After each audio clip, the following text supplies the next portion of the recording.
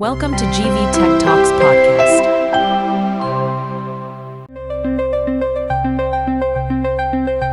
మనం రోజూ పువ్వులు చూస్తాం కదా, ఉదయాన్నే లేవగానే దారిలో వెళ్తుంటే. కానీ వాటి వెనుక ఎంత పెద్ద కథ, ఎంత సంక్లిష్టమైన యంత్రాంగం దాగి ఉంటుందో ఎప్పుడైనా ఆలోచించారా? అవును, మీరు చెప్పింది నిజం. అవి కేవలం అందం కోసం కాదు. పువ్వులు ఓ రకంగా చెప్పాలంటే మొక్కల భవిష్యత్తును నిర్మించే చిన్న చిన్న ఫ్యాక్టరీలు. మన ముందున్నది కూడా జీవశాస్త్రంలోని ప్రత్యుత్పత్తి అనే అధ్యాయం. ఇందులో ప్రత్యేకంగా పుష్పించే మొక్కల గురించే ఉంది. అవును, ఈ అధ్యాయంలో మొక్కలు తమ సంతతిని ఎలా కొనసాగిస్తాయో చాలా వివరంగా చెప్పారు. నాకు ఈ సోర్స్లో ఒక పదం పదే పదే కనిపిస్తోంది. ద్విఫలదీకరణం అంటే డబుల్ ఫర్టిలైజేషన్. వినడానికి కొంచెం టెక్నికల్గా అనిపిస్తోంది. అవును, కాని ఇదే ఈరోజు మన చర్చకు కేంద్రబిందువు. ఇది వినడానికి టెక్నికల్గా ఉన్నా ఇది పుష్పించే మొక్కల యొక్క ఒక సూపర్ పవర్ లాంటిది. సూపర్ పవర్ అలాగా? ఉమ్, ఇది కేవలం ఒక కొత్త మొక్కను సృష్టించడమే కాదు, ఆ మొక్క బ్రతకడానికి అవసరమైన ఏర్పాట్లను కూడా ఒకేసారి చాలా తెలివిగా చేస్తుంది. ఈ రోజు మనం ఆ తెలివైన వ్యూహం వెనుక ఉన్న కథను విడమర్చి చూద్దాం. సరే, అయితే ఈ నాటకం అర్థం కావాలంటే ముందు మనకు రంగస్థలం, పాత్రల గురించి తెలియాలి కదా. అంటే పువ్వులోని ముఖ్యమైన భాగాలు, వాటి గురించి కొంచెం క్లుప్తంగా చెప్పండి. తప్పకుండా. అంటే ఈ ప్రక్రియలో ఇద్దరు ముఖ్య నటులున్నారు. ఒకటి పురుష ప్రత్యుత్పత్తి భాగం కేసరావళి. ఓకే. దానిలో పరాగకోశాలు అంటే యాంథర్స్ ఉంటాయి. ఇక్కడే లక్షలాది పరాగ రేణువులు అంటే పాలెన్ గ్రెయిన్స్ తయారవుతాయి. వీళ్లే మన కథానాయకులు అన్నమాట. సరే, హీరోలు రెడీ. మరి హీరోయిన్? ఇక రెండవది స్త్రీ ప్రత్యుత్పత్తి భాగం అండకోశం. ఇందులో పైన ఉండే కీలాగ్రం అంటే స్టిగ్మా ఒక రకంగా విమానం దిగడానికి రన్వే లాంటిది. అది చాలా జిగురుగా ఉంటుంది. పరాగరేణువులను పట్టుకోవడానికి కదా? సరిగ్గా. దాని కింద ఉండే పొడవైన కీలం స్టైల్ ఒక మార్గం. ఇక చివరగా కింద ఉండే అండాశయం ఓవరి అసలైన గమ్యం. ఆ అండాశయం లోపలే అండాలు, ఓవ్యూల్స్ ఉంటాయి. అవును. అయితే కొన్ని పువ్వులలో ఈ రెండు భాగాలు ఒకే చోట ఉంటాయి.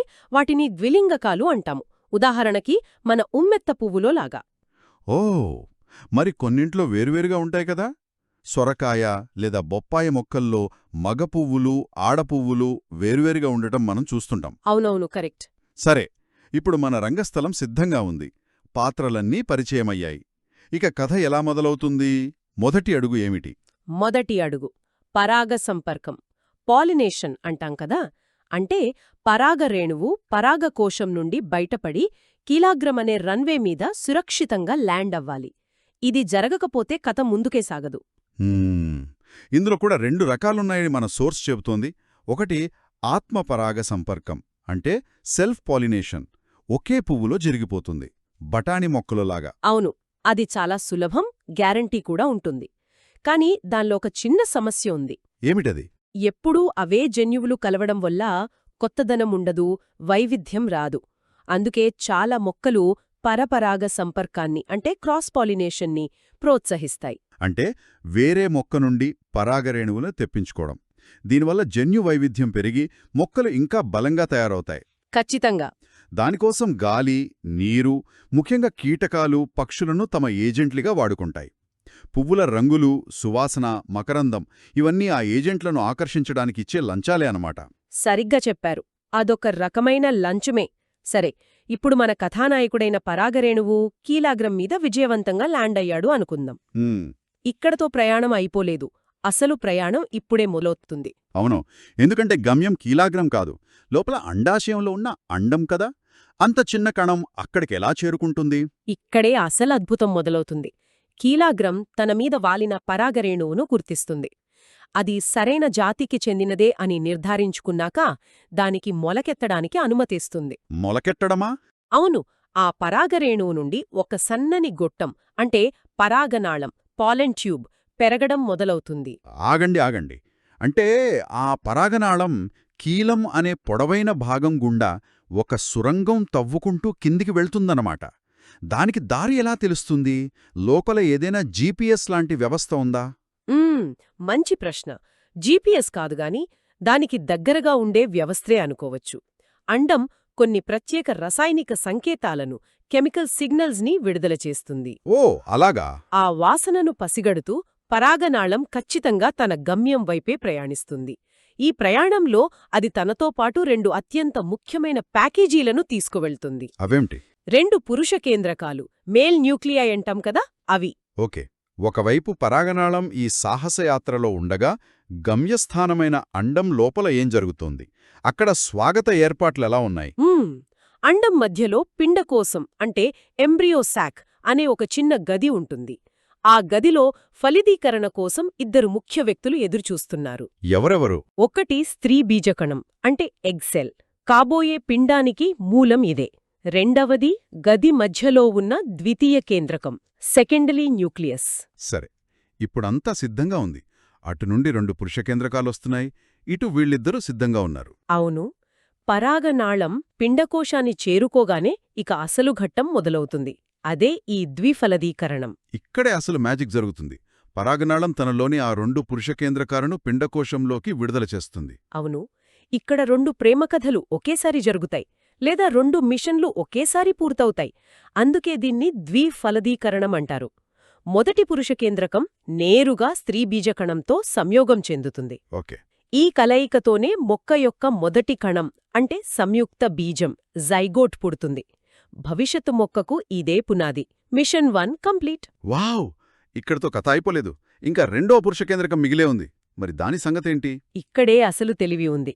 ఆ 2వ పురుష కేంద్రకం పిండకోశం మధ్యలో ఉన్న ద్వితీయ కేంద్రకంతో కలుస్తుంది. ఓ. ఈ 2వ ఫలదీకరణం ఫలికంద్ర కంకురచ్ఛదం అంటే ఎండోస్పర్మ్ అనే ఒక ప్రత్యేకమైన కణజాలం ఏర్పడుతుంది. ఆగండి, నాకిక్కడొక సందేహం వస్తోంది. 2 ఫలిదీకరణాలంటున్నారు అంటే శక్తి కూడా రెట్టింపు ఖర్చవుతుంది కదా. ఒకే ఫలిదీకరణంతో పిండమేర్పడినప్పుడు ఈ 2వదెందుకు? ఇది మొక్కకు అనవసరమైన భారం కాదా? అద్భుతమైన ప్రశ్న అడిగారు. పైకి చూస్తే ఇది శక్తిని వృధా చేస్తున్నట్లనిపించవచ్చు. కాని నిజానికి ఇది ప్రకృతిలోని అత్యంత సమర్థవంతమైన శక్తిని ఆదా చేసే పద్ధతి. అదెలా? ఆలోచించండి.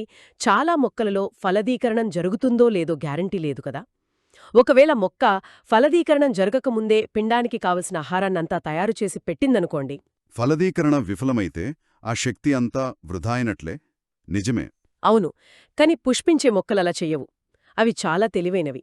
ఫలదీకరణం విజయవంతమైతేనే, అంటే మొదటి ఫలదీకరణ జరిగి సంయుక్త బీజం ఏర్పడిన తర్వాతే 2వ ఫలదీకరణ ద్వారా దానికి కావలసిన లంచ్ బాక్స్ను అంటే అంకురచ్ఛదాన్ని తయారుచేస్తాయి. వావ్! అంటే ఒకే డెలివరీలో ఒక పురుష కేంద్రకం బిడ్డను సృష్టిస్తే రెండోది ఆ బిడ్డకు కావలసిన ఆహారాన్ని కూడా తీసుకొస్తోందన్నమాట. ఇది ప్రకృతిలోని అత్యంత తెలివైన ప్లానింగ్లా ఉంది.